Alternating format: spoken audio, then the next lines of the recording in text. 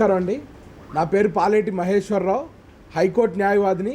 అలాగే బాబాసాహెబ్ అంబేద్కర్ గారు ఏర్పరిచిన సమతా సైనిక్ దళ అనే సంఘానికి రాష్ట్ర అధ్యక్షుడిగా ఉన్నాను.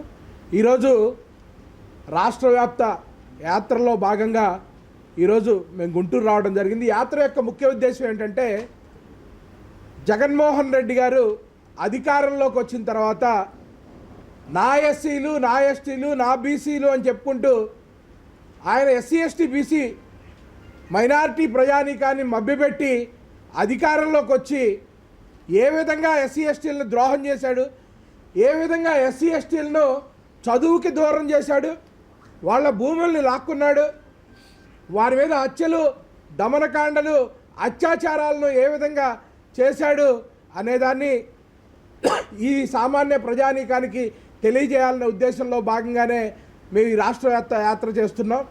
ముఖ్యంగా నా ఎస్సీలు, నా ఎస్టీలు, నా బీసీలు అని చెప్పి వాళ్ళని మభ్యపెట్టి అధికారంలోకి వచ్చిన ముఖ్యమంత్రి ఎస్సీ ఎస్టీలని చదువుకు దూరం చేయాలి, వీళ్ళు చదువుకుంటే మన ఇళ్లలో పనిచేసేవాళ్ళు ఎవరుంటారు అనే ఆలోచనతో అధికారంలోకి రాగానే 1,40,000 మంది పిల్లలు చైతన్య, నారాయణ, భాష్యం లాంటి స్కూళ్ళల్లో బెస్ట్ అవైలబుల్ స్కీమ్ పథకం కింద చదువుకుంటుంటే వీళ్ళు 1,40,000 మంది ప్రైవేట్ స్కూళ్ళల్లో ప్రభుత్వ ధనంతో చదువుకోవడం ఏంటనే దుగ్ధతో వీళ్ళకి ఇంత మంచి చదువులు అవసరమా అనే ఆలోచనతో, దుర్మార్గమైన ఆలోచనతో 1,40,000 మంది పిల్లల్ని రాష్ట్ర వ్యాప్తంగా ప్రభుత్వ స్కూళ్ళకి పంపించాలనే దురుద్దేశంతోనే ఆ చైతన్య నారాయణ వాళ్ళు చదువుతున్న పిల్లలందరినీ తొలగించేసి మీ తిప్పలు మీరు పడండి అని చెప్పి ఇంటికి పంపేసిన గనుడు ఈ రాష్ట్ర ముఖ్యమంత్రి జగన్మోహన్ రెడ్డి. అలాగే అంబేద్కర్ విదేశీ విద్య అనే పేరు మీద ఎస్సీ ఎస్టీ బీసీల పిల్లలు విదేశాలకు వెళ్ళి ఇంజనీరింగ్, మెడిసిన్ లాంటి ఉన్నత చదువులు చదువుకుంటుంటే వీళ్ళు విదేశాలకు వెళ్ళి చదువుకోవాల్సిన అవసరం ఉందా? ఈ ఎస్సీ ఎస్టీ బీసీల పిల్లలు వీళ్ళు ఇంత గొప్ప చదువులు చదువుకుంటే మన మాట ఎక్కడ వింటారనే ఒక దుర్మార్గమైన కసాయి ఆలోచనతో అంబేద్కర్ విదేశీ విద్య అనే పథకాన్ని పూర్తిగా రద్దు చేసి అప్పటికే విదేశాల్లో చదువుకుంటున్న విద్యార్థులందరినీ మళ్ళీ బలవంతంగా ఇంటికి రప్పించిన దుర్మార్గుడు ఎవడన్నా అంటే ఈ రాష్ట్ర ముఖ్యమంత్రి జగన్మోహన్ రెడ్డి మాత్రమే. అదీ కాకుండా అంబేద్కర్ విదేశీ విద్య అనే పథకాన్ని పూర్తిగా పీకేసేసి అంబేద్కర్ గారి కాలిగోటికి కూడా పనికిరాని రాష్ట్ర ముఖ్యమంత్రి 16కి ఈడీ కేసులు, 8 సిబిఐ కేసుల్లో ముద్దాయిగా ఉన్న వ్యక్తి అంబేద్కర్ విదేశీ విద్యాన్ని తీసేసి జగన్మోహన్ రెడ్డి విదేశీ విద్యాన్ని పెట్టుకున్న దుర్మార్గుడు ఎవడన్నా అంటే జగన్మోహన్ రెడ్డి. అలాగే మాకు ఉన్నత విద్యల్లో ఫీజు రీఎంబర్స్మెంట్, స్కాలర్షిప్ రద్దు చేశాడు. అసలు చదువుకి సంబంధించిన ఉన్న పథకాలన్నీ కూడా పూర్తిగా రద్దు చేసి ఏదో భిక్షగాళ్ళకి ఇచ్చినట్టు 15,000 రూపాయలు ఇచ్చి మా కన్నీళ్లు తుడుద్దామని అనుకున్నాడు జగన్మోహన్ రెడ్డి. ఇంతకంటే దుర్మార్గుడైన వ్యక్తి ఎస్సీ ఎస్టీ బీసీలకు ద్రోహం చేసినటువంటి వ్యక్తి ఎవడో లేడని చెప్పి తెలియజేసుకున్నాను. తర్వాత రెండోది, ఇదివరకు మేము ఏదో మాకు ల్యాండ్ బ్యాంకులు ఉండవు, మాకు కోట్ల రూపాయల ఆస్తులు ఉండవు, ఏదో చిన్న వ్యాపారాలు చేసుకొని బతకడానికి కావాల్సిన కార్పొరేషన్ రుణాలను కేంద్ర ప్రభుత్వం కానీ రాష్ట్ర ప్రభుత్వం కానీ ఇచ్చాయి. ఆ కార్పొరేషన్ రుణాలను అలాగే ఎంఎస్ఎంఈ లోన్లను పూర్తిగా రద్దు చేసిన దుర్మార్గుడు ఎవడన్నా అంటే జగన్మోహన్ రెడ్డి. ఇది ఎస్సీ ఎస్టీ ప్రజానీకం గుర్తుపెట్టుకోవాల్సిందిగా కోరుతున్నాను. అలాగే మాకు ల్యాండ్ బ్యాంకులు ఉండవు కాబట్టి కేంద్ర ప్రభుత్వం సృష్టించిన ఒక పథకం, భూమి కొనుగోలు పథకం. ఎవడన్నా పేద ఎస్సీ ఎస్టీ బీసీలు ఎవరన్నా ఉంటే వాళ్ళకి ఎకరం కానీ 2 ఎకరాలు భూమి కానీ కొనిస్తే వాళ్ళు సాగు చేసుకొని వాళ్ళ కాళ్ళ మీద వాళ్ళు నిలబడతారని చెప్పి ఈ పథకాన్ని రూపొందిస్తే వీళ్ళకి భూములు అవసరమా అని చెప్పి భూమి కొనుగోలు పథకాన్ని రద్దు చేసిన దుర్మార్గుడు ఎవడన్నా అంటే జగన్మోహన్ రెడ్డి. ఈయే కాకుండా మా చదువును దూరం చేశాడు, మా ఆర్థికాభివృద్ధి దూరం చేశాడు, అలాగే మాకున్న భూమి కొనుగోలు పథకాలను రద్దు చేశాడు. ఇంకా ముఖ్యమైనది ఏంటంటే, ఈ రాష్ట్రంలో జగనన్న కాలనీల పేరుతో సుమారు 1,30,000 ఎకరాల ఎస్సీ ఎస్టీ అసైన్డ్ భూముల్ని ఎస్సీ ఎస్టీ ప్రజల దగ్గర నుంచి లాక్కొని బలవంతంగా 1 రూపాయి కూడా కాంపన్సేషన్ ఇవ్వకుండా జగనన్న కాలనీల పేరుతో లాక్కున్న దుర్మార్గుడు ఎవడన్నా అంటే అది జగన్మోహన్ రెడ్డి మాత్రమే. ఈ రాష్ట్రంలో మాకున్న ఎస్ఐన్ భూములను బతకనీయలేదు. దానిలో మైనింగ్ చేసుకొని ఈ పెద్దిరెడ్డి అలాగే అక్కడున్న లోకల్ ఎమ్మెల్యేలు ఎన్నో దుర్మార్గాలు చేశారు. ఇది ఎస్సీ ఎస్టీ బీసీ ప్రజలందరూ గుర్తుపెట్టుకోవాల్సిన అవసరం ఉంది. సరే, మీరు మా చదువులు లాక్కున్నారు, మా భూములు లాక్కున్నారు, మా ఆర్థికాభివృద్ధికి సంబంధించిన ఉన్న పథకాలన్నీ 27 పథకాలన్నీ పీకేశారు. ఇవన్నీ ఒక ఎత్తు అయితే రాష్ట్ర వ్యాప్తంగా మా మీద జరిగిన అట్రాసిటీస్ ఇది మరొక ఎత్తు. సాక్షాత్తు ఆయన పక్కనే ఉండే గంజాయి మాఫియా డాన్ అయినటువంటి ఎమ్మెల్సీ అనంతబాబు ఒక ఎస్సీ కుర్రాన్ని చంపి డోర్ డెలివరీ చేస్తే వాడిని పక్కన పెట్టుకొని తిరుగుతున్నావంటే ఇప్పటికీ నువ్వు ఎంత దుర్మార్గుడో జగన్మోహన్ రెడ్డి అని చెప్పి ఎస్సీ ఎస్టీ సామాజిక వర్గాలకు చెందిన ప్రజలు ఆలోచించుకోవాలి. ఎవడైనా మన పక్కన ఉన్నవాడు తప్పు చేస్తే ఖండించి వాడిని దూరం పెట్టాల్సింది పోయి సాక్షాత్తు నేనే చంపాను అని చెప్పి ఇంటికి తీసుకొచ్చి డోర్ డెలివరీ చేసిన ఒక సన్నాసిని నువ్వు పెట్టి తిరుగుతున్నావు అంటే నువ్వెంత పెద్ద సన్నాసివి జగన్మోహన్ రెడ్డి అని చెప్పి మేము ప్రశ్నిస్తున్నాం. డాక్టర్ సుధాకర్ మాస్క్ అడిగినందుకు పిచ్చోడిని చేసి పోలీసులతో కొట్టించి ఉద్యోగం నుంచి తీసేసి అతని చావుకు కారణమైంది జగన్మోహన్ రెడ్డి.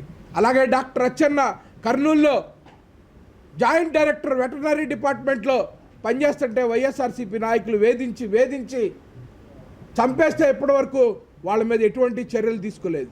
ఇక ఇవి ముఖ్యమైన అంశాలైతే రాష్ట్ర వ్యాప్తంగా ప్రతి నియోజకవర్గంలో వాళ్లకు ఓట్లేసిన ఎస్సీ ఎస్టీ సామాజిక వర్గాల వారినే వేధించి వెంటాడి చంపిన దాఖలాలైతే కొన్ని వేలు ఉన్నాయి.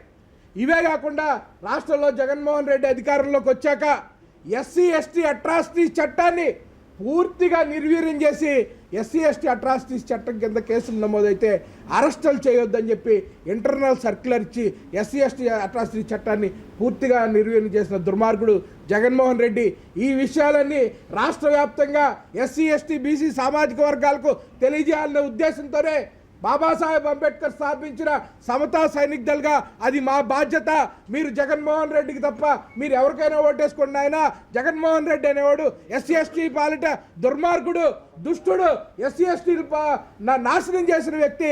మరొక 50 సంవత్సరాల పాటు ఎస్సీ ఎస్టీ సామాజిక వర్గాల్ని వెనక్కి తీసుకెళ్లిన వ్యక్తి అని చెప్పి తెలియజేయడంలో ఉద్దేశంలో భాగంగానే ఈ యాత్ర మేము చేస్తున్నామని చెప్పి తెలియజేసుకుంటూ ఇది సహకరించి మీ అందరికీ ధన్యవాదాలు తెలియజేసుకున్నాను. జై భీమ్. జై భీమ్.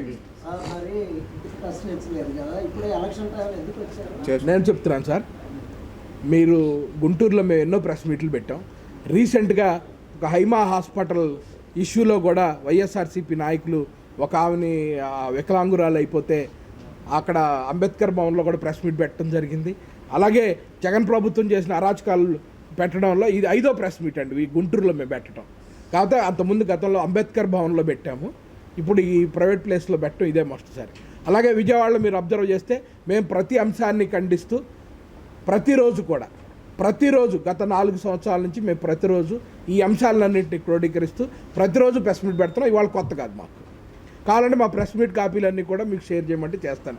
గత 4 సంవత్సరాల నుంచి మేము చేసిన కార్యక్రమాలు ఏంటి, డాక్టర్ అచ్చెన్న హత్య మీద ఏ విధంగా పోరాడాం, డాక్టర్ సుధాకర్ హత్య మీద ఏ విధంగా పోరాడాం, అలాగే ఎమ్మెల్సీ అనంతబాబు విషయంలో ఏ విధంగా పోరాడాం, ఈ మధ్యన కంతేరులో వైఎస్ఆర్సీపీ యువజన అధ్యక్షుడు చేసినప్పుడు ఏ విధంగా పోరాడాం అనేది అన్నీ మా దగ్గర ప్రూఫ్లు ఉన్నాయండి. వాళ్ళు ఒక్కరోజు మేము కొత్తగా రావటం కాదు.